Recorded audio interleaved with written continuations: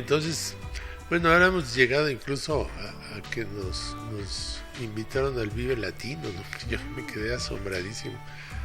Porque el Vive Latino, pues más bien es como para chavos así, guapitos, ¿no? Y esos que las muchachas gritan y se enloquecen. Pero bueno, yo acepté que fuéramos a tocar ahí porque es una suerte de homenaje, porque obviamente no vamos por nuestra bonita cara, ¿no? Sino porque tenemos una cierta trayectoria, ¿no? Ya ha habido músicos muy importantes dentro de los Sinners y de Naftalina. Como ahí, por ejemplo, en ese disco de los Sinners que salió en RCA Víctor, ahí está Fito de la Parra, que después de Carlos Santana yo creo que es el rock and rollero mexicano más famoso, ¿no? Y entonces yo me imagino que ese fue el móvil para que nos invitaran ahí, ¿no? No quiero ser paranoico e imaginarme que en realidad quieren como una cuestión amarillista, ¿no? La música, bueno, este programa se llama Hidalgo sin fronteras, pero para ti la música no ha tenido fronteras. Bueno, en determinado momento de tu vida estuviste aquí en México, estuviste con estos grupos, pero también tuviste que salir de México con tu grupo y con la música, estuviste en Estados Unidos. Sí, de hecho, los Sinners llegó un momento que, asfixiados por el panorama y conscientes de que éramos un grupo de buen nivel, pues decidimos irnos a Estados Unidos, porque aquí no se podía hacer nada más que versiones de los éxitos gringos, ¿no? Entonces nos fuimos y estuvimos un tiempo trabajando de ilegales, porque a última hora salió un manager que nos quería representar y nos metió a tocar en un lugar que no estaba afiliado al sindicato, en Cathedral City, y un día de descanso que fuimos al cine, agarraron a mis compañeros, los de la Border Patrol, la temible Border Patrol, que por cierto con nosotros no se portaron mal, ¿eh? Fueron bastante amigables. Nos decían, no, pues es que ustedes no parecen mexicanos, decían. Siempre que agarramos un mexicano enseguida nos sacan la navaja o se quiere tirar de la patrulla. Hacen unas cosas muy raras, nos decían, ¿no? Y bueno, yo creo que tuvimos suerte, ¿no? Porque sí hay muchos testimonios de que hay Border Patrol que son verdaderamente impresentables, ¿no? De hecho, en Naftalina tenemos una versión de Hotel California, esa pieza de los Eagles, que se llama La Bestia en California y se refiere a todos esos elementos, policías o políticos o personas privadas que se dedican a perseguir a los mexicanos, ¿no? Con saña y a ponerles trampas, a mandarlos a la muerte prácticamente, ¿no? Y ya no sé por qué venían. Sí, por el haber traspasado las fronteras. Ese fue el fin de la aventura internacional de Naftalina. Luego ya recientemente, cuando ese grupo que te dije, los Jumiles, pues sí estuvimos tocando, hicimos 2 giras por Alemania, Bélgica, Suiza y Holanda.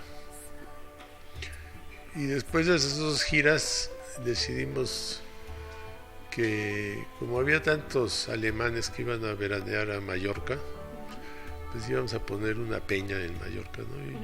Y estuvimos un año viviendo allá. Y nos fue muy bien, pero también muy mal, porque nuestro lugar, que se llamaba La Cucaracha, estaba siempre lleno, pero así hasta el tope, ¿no? Pero no contábamos con que no podíamos cobrar la entrada y los alemanes son muy ahorrativos, ¿no? Entonces algunos llegaban hasta con su anforita aquí, ¿no? Pedían unos refrescos y otros estaban en la puerta bailando y cuando les decían que si querían tomar algo, pues hacían mutis, ¿no?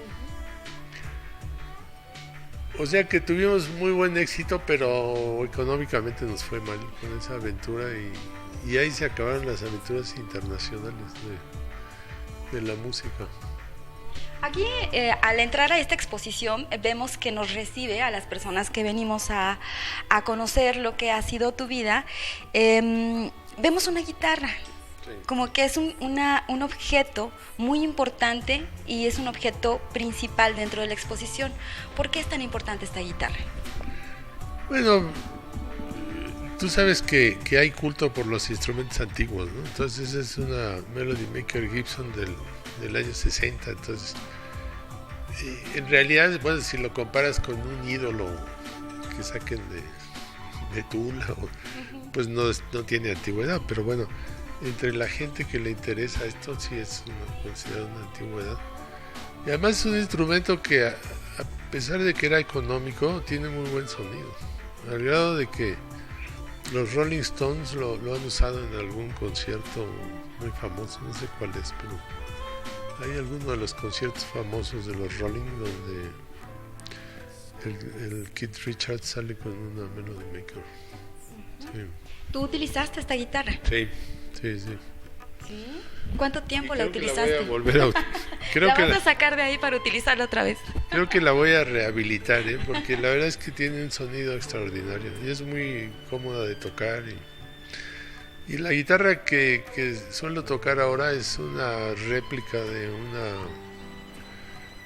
Fender Stratocaster que pues está bastante bien. La hizo un guitarrero mexicano que tiene bastante talento, pero bueno, no es ese sonido así tan... porque los pickups, o sea, la parte que recoge el sonido, lo hacían a mano antes y el embobinado tiene mucho que ver con la calidad del sonido. Bueno, una Stratocaster como la que tengo de los años 60 vale una fortuna, ¿no? Una cosa, y tiene un sonido portentoso. Incluso el primer disco de Naftalina, que por ahí anda la portada, lo grabé con una Stratocaster antigua que me prestó el que tocaba la guitarra con los Tin Tops, Tutti, el famoso Tutti Martínez. También aquí vemos una fotografía en esta exposición que dice programa Alejandro Jodorowsky y también programa de Raúl Astor. Estamos hablando que son programas muy importantes en la época del rock and roll en nuestro país. Bueno, Raúl Astor, un argentino que estuvo pues radicando y trabajando aquí en la televisión mexicana. Y ahí tenemos el de Alejandro Jodorowsky, que ustedes participaron en estos programas que eran de mucha relevancia en aquel entonces. Sí, bueno, Raúl Astor como que ya no pinta mucho, porque la verdad es que era un señor, pues, clásico producto del show business de aquellos años, ¿no? Para mi gusto era un poco sangronzón, ¿no? Hacía unos chistes que me resultaban bastante sangrosos. Pero Jodorowsky, al contrario, ahora es una especie de ídolo en México. Tiene una cantidad de seguidores y el que tenga sus películas o los fotomontajes de las películas o los libros que publicó, sobre todo los antiguos, porque hay muchos que están en el mercado todavía, pues tiene ahí unas joyitas, ¿no? Es muy coleccionado el señor Jodorowsky, porque sí logró épater le bourgeois, como dicen los franceses, o sea, escandalizar al burgués, ¿no? Y aquí en México era un caldo de cultivo muy propicio para él, porque venía en un plan iconoclasta y anticlerical, se burlaba de todo. De hecho, lo que le quisieron aplicar en el artículo 33, estaban pidiendo su cabeza en la prensa de todos los días. Era un tipo muy escandaloso, ¿no? Parte importante de tu vida también es precisamente ser testigo a través de los textos de lo que sucedió o tu punto de vista y reflexiones en la música. También has escrito en cuanto a la música. Sí, bueno, mi primer libro fue Las giras, que habla de la aventura de irse a Estados Unidos, y es un libro que tuvo bastante buen éxito. Me dieron el premio Javier Vidaurrutia por él, que es un premio nacional muy codiciado. No es el premio nacional, pero sí es un premio nacional. Y bueno, también fue un escándalo que a un novato pues, le dieran ese premio, ¿no? Porque había muchos escritores consagrados que no lo tenían. Entonces, a mí la verdad es que sí me sorprendía mucho que me lo dieran. Pero bueno, pues a quien le dan pan que llore, ¿no? Dice un dicho. Entonces, eso me abrió muchas puertas y pude seguir escribiendo. Yo tampoco tenía entre mis planes volverme escritor y ahora creo que es lo que más me interesa, ¿no? De hecho es a lo que más tiempo le dedico. Y entonces escribí también, sobre todo, otro libro que tuvo éxito es la historia del rock mexicano, que se llama Guaraches de Ante Azul.